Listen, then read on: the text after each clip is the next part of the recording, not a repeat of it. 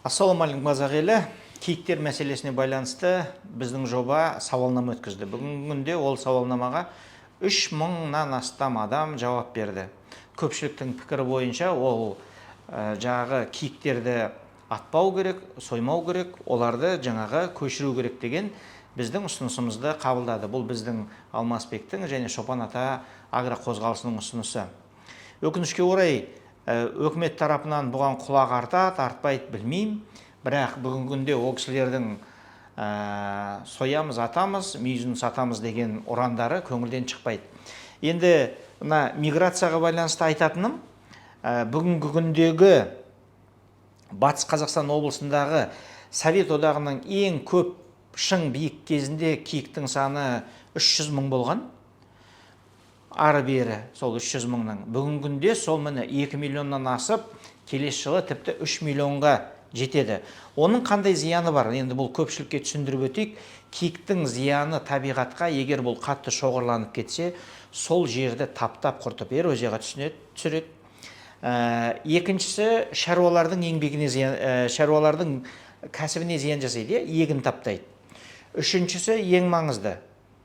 Бұл биылғы күзге қысқа қайталануы мүмкін өте үлкен қауіп. Ол биоқауіпсіздік, ветеринариялық қауіпсіздік. Киіктер қатты шоғырланған жерде, сол жерде біреусінен егер дерт шығатын болса, сол маңайындағы жануарларға таралуы өте терең болып, біз былайша қыруар қаржымен, елдің қолдауымен өсірген жаңағы киік жануарынан айырыламыз бір, және сонымен де қоса біз ауыл шаруашылығы малдарына да сол аурулар жұғады. Жалпы сонда Батыс Қазақстан облысының ғана емес, содан бері қарай экономикасына зиян тиеді. Сондықтан шұғыл түрде, және де бізге бұның өкіметтің жобасын ату, қыру, шабу, мүйізін кесуге әлемдік деңгейден де рұқсат бермейді. Сондықтан да бірден бір амалы киікті, оның да мекені бетпақ далаға қарай, бері қарай көшіру керек.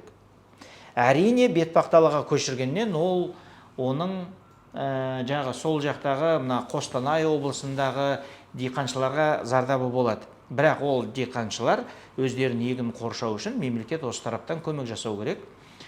Және де тағы бір ұсыныс туындап жатыр, ол осы жақында әріптестеріміздің кеңесімен былай ақылдасып қарасақ, сіздер білесіздер ғой, бізде марал өсіретін шаруашылықтар бар.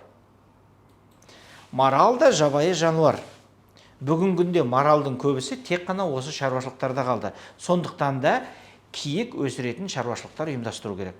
Шаруа қожалықтар, әрбір шаруа қожалыққа 200-ден, 300-ден, ол соның басына жауапты, соның төлін алғаннан кейін, соның төлін әрине ұқсатуға болады. Бұл деген біздің биологиялық ресурсымыз. Қазақ елі өкімет қана емес, қазақ елі бұл ресурспен пайдалану керек, оның етін тұтыну керек. Әрине өкімет жағы мүйізіне келгенде оған бір саясат жүргізсін, одан дәрі дәрмек жасау, оны өңдеу, оны сату деген сияқты, экспорттау сияқты. Бірақ бұл нарықтың заңында болу керек. Сонымен Алмасбек пен Шопан атаның ұсынысы, біріншісі киікті шұғыл түрде, қазір төл өскеннен кейін батыстан орталық Қазақстанға қарай, бетпақ даласына қарай көшіру керек. Ол жерде де киік болған, бетпақ даланың киік популяциясы болған. Екіншісі, киік шаруашылықтарын ұйымдастыру керек. Шұғыл түрде. Соның өнімін халық тұтыну керек. Совет одағы кезінде де осы киіктің етін, басқасын тұтынғанбыз. Ол кезде де популяциясы артық өсіп кетпес үшін әрекет жасаған.